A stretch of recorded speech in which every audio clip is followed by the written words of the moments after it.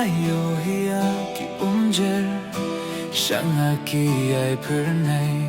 Ning kong ba pi wan Nam la kletia pi penun kik ma trong ana du kito kisngi Hin rengam kwa ban peit kik mat shawe Kadur jong pi anga pila pen shobi Sur kren jong pi ki ai wan ai min sim yanga Mariang banga don tili marwe Hireng ai berkatang ya pi Ngam kwa basgi kan septang shipor Ai bai ai hima jong pi Shi juno nan sin sha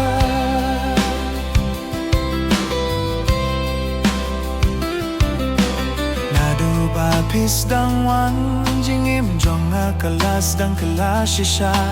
Pilong kung ki klu Kaba kam pila Linti badung ay ay jing shai pi ay anga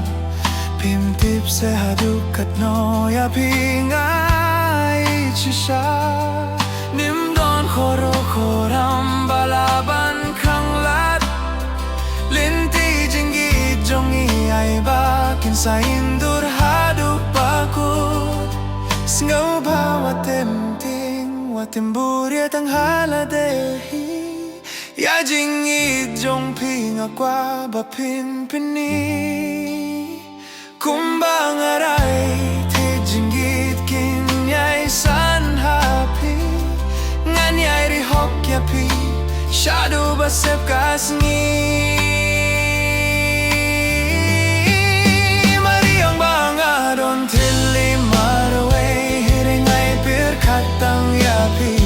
Ngam kwa bakas ni kan septang shipor